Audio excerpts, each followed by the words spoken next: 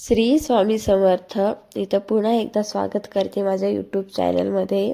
तर कसे आहात तुम्ही सर्व?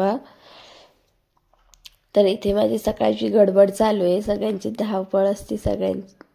इथे सगळ्यांना टिफिन वगैरे बनवायचं असते, तसं माझी पण घाई चालू आहे. इथं मला उपमा बनवायचा होता, तर मी तो उपमा बनवण्यासाठी तयारी करत होते आणि उपमा फोडणी देत होते.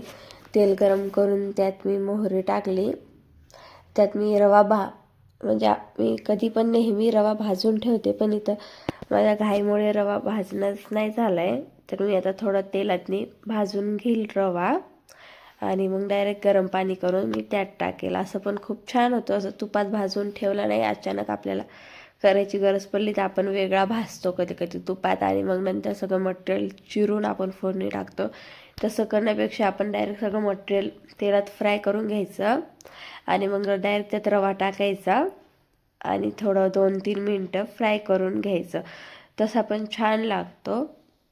तर इथे मी रवा वगैरे टाकून घेतलं. थोडंच करायचं होतं मला, त्यामुळे मी थोडं टाकलं, कारण की मला उपवास होता त्या दिवशी वैभवलक्ष्मीचा. मला पूजा मांडायची होती, त्यामुळे मी थोडाच करणार होते हिच्यासाठी आणि हिच्या पप्पासाठी, म्हणजे स्वामिनीसाठी आणि तिच्या पप्पासाठी पातळ बनवायचा होता, त्यामुळे रवा थोडा कमीच घ्यावा लागला मला.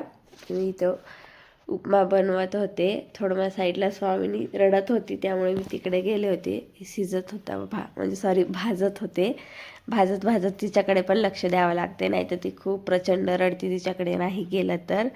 इथे माझा उपमा तयार झाला होता आणि मी त्यांना दिला होता नाश्ता करायला, दोघांना पण. आणि मला काल म्हणजे गुरुवार होता, तर गुरुवारचा मी भाजीपाला वगैरे आणून ठेवला होता, तर मग इथे मी निवडत होते भाजीपाला सर्व. इथं कढीपत्ता वगैरे सगळं क्लीन करून घेत होते. मला कढीपत्त्याचा पावडर बनवायचं होतं, त्यासाठी मी भरपूर कढीपत्ता आणला होता आणि ते निवडून घेत होते.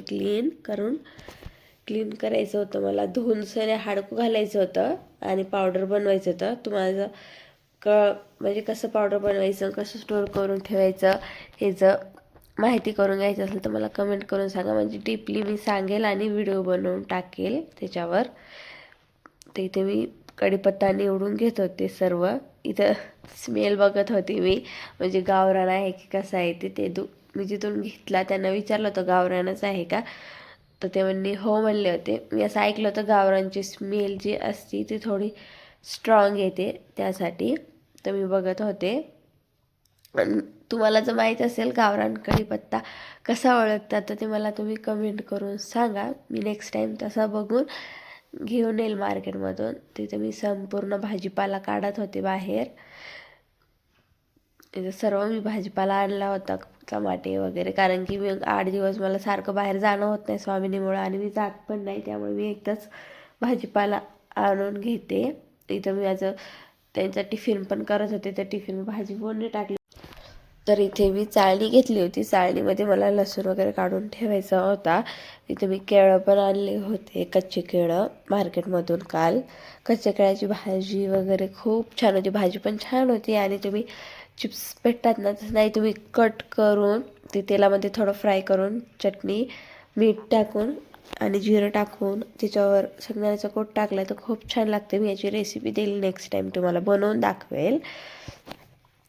तर आणि साबुदाण्यात पण तसे टाकले तर खूप छान लागते, आलूसारखे. इथं उपमा तयार झाला होता. तुम्ही इथे त्यांना नाश्त्याला देत होते दोघांना. नाश्त्याला बनवून झाल्याच्यानंतर मी फ्रेश वगैरे झाले. थोडं माझ्या आवाजाला इग्नोर करा, कारण की मला सर्दी भरपूर झालेली आहे. इथं मी फ्रेश वगैरे होऊन फराळाचं बनवायला घेतले होते. पूजा वगैरे झाली, तर इथे मी कट करून घेत आहे. मला फराळाचं बनवते मी.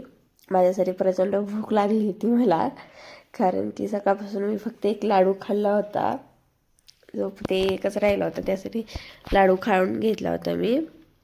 आणि केळ पण खाल्लं होतं, पण भूक लागली होती मला. 1 वाजला होता बहुतेक 1 वाजला होता तेव्हा. हा व्हिडिओ खूप बराच जुना आहे, 8-10 दिवसाखालचा हा व्हिडिओ आहे. मी आता व्हॉइस ओव्हर देत आहे. तर इथे मी कट वगैरे करून छानपैकी कट करायचं आणि वॉश केलं तरी चालते, नाही केलं तरी चालते, कारण की त्याच्यावरचं साल जी असते ती काढून टाकता, पण ते थोडं काळपट होतं, तर त्यासाठी ना तुम्ही लगेच कट करायचं आणि लगेच टाकायचं. तर पुढच्या वेळेस मी नेक्स्ट टाईम फुल व्हिडिओ देईल. इथे मी संध्याकाळी पूजा वगैरे मांडली होती साडी नेसून चांगले छानपैकी. पूजा कशी वाटली तुम्हाला ना कमेंट करून नक्की सांगा.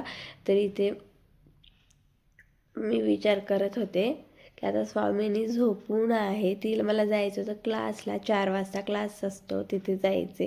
आणि ती उठायचं नाव बिलकुल घेत नव्हती. तिला दुपारी मी 2 वाजता झोपू घातलं, म्हणलं 1-1.5 घंटा तिची झोप होईल, पण ती उठतच नव्हती बिलकुल.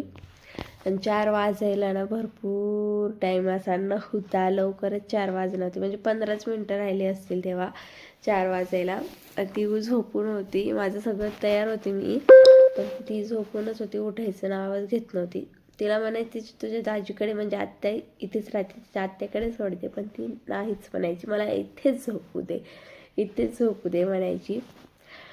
तिला कन्व्हिन्स करण्यातच माझा भरपूर टाईम गेला, उठवण्यात. तुमचे पण लेकरं असेच करता का मला सांगा. आणि मग इथं संध्याकाळी मी क्लासवरून आल्याच्यानंतर स्वयंपाकाची तयारी करत होते, म्हणजे स्वयंपाकच करत होते. तर इथं मला डाळ करायची होती, डाळ बनवत होती मी तुरीची. तर इथे मी पूर्णपणे फोडणी टाकली तुरीची डाळ. इथं चटणी मिठाच्या डब्यातलं जिरं मोहरी संपलं होतं, तर मी इथं जिरं मोहरी डब्यामध्ये भरण्यासाठी डबा काढला होता. तर इथे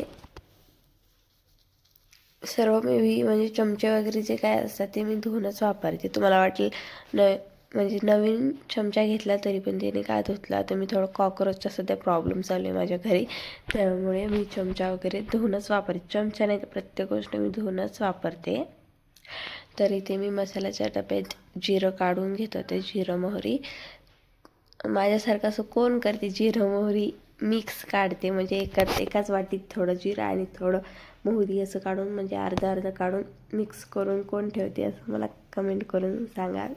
मला ती खूप घाण सवय नाही म्हणू शकत की चांगलीच म्हणा, कारण की आधी मोहरी टाकायची असते, मला ही सवय मोडायची खरंच. आधी मोहरी टाकून ती तडतड होऊ द्यायची असते, नंतर जिरं टाकायचं असते. हे मी बऱ्याच व्हिडिओमध्ये पाहिलं आहे. तर माझी सवय मोडून टाकायची हळूहळू. तरी ते मी वरणात पाणी टाकायचं राहिलं होतं थोडं, तर मी पाणी टाकून घेत होते. त्याला झालं होतं मसाल्याच्या डब्याचं काम वगैरे, तर मी साईडला उचलून ठेवत होते मसाल्याचा डबा. आणि त्यात मी भात पण लावून घेतला. मसाल्याचा डबा खाली तर मीठ 4 भात लावायची गरज पडणार नाही म्हणून मी भातामध्ये मीठ टाकून कुकरला भात लावून दिला होता गॅसवरती. आणि इथे मला थोडं लाडूचं काम करायचं होतं, लाडू बनवायचे होते मला. तुम्हाला मी तेव्हा सांगितलं होतं की एकच लाडू होता, तर ते पण मी खाऊन घेतला. तर स्वामीने मला लगेच दुसऱ्या दिवशी सकाळी मागितलं असता तिने लाडू. तिला लाडू शेंगदाण्याचे खूप आवडतात, त्यासाठी मी लाडू बनवून ठेवत होते तिच्यासाठी, कारण की ती सकाळी उठल्यावर मला मागितलं नसता तर मला थोडं वाईट वाटलं असतं. कालचा ठेवला असता एक होता ते, तर चांगलं झालं असतं, तिला देता आलं असतं असं वाटलं असतं, गिल्ट योग्यच खाल्लं असं वाटलं असतं. त्यामुळे मी बनवून घेत होते लाडू. थोडा टाईम होता त्यामुळे चपात्या करायला, तेवढ्यात माझे लाडू पण बनवून झाले होते. सगळं मटेरियल एकजीव करून घेत होते मिक्सरमधून काढल्याच्या नंतर. आणि इथे मी लाडू बनवत होते. लाडू हे छोटेच लहान लेकरू जर तुमच्या घरी असेल ना, तर लाडू छोटेच बनवत जा, कारण की माझी स्वामीनी जी आहे ती लाडू एकाईचा तिचं कधीहीच बस होत नाही. ती एका टाईमला 2 तरी लाडू खाते, त्यासाठी मी एकदम छोटे लाडू बनवते. तुम्ही आता पुढे बघू शकता मी किती छोटे लाडू बनवले ते. चला तर मग मी इथे माझा व्हिडिओ बंद करते. लाडू बनवून घेते मी फास्ट. आता स्वामीनीच्या पप्पाचा यायचा टाईम झाला, तर त्यांनी चिडचिड करतील परत, तर मी बनवून घेते फास्ट एकदम लाडू. तिथे माझा भात पण तयार झाला होता, चपात्या करते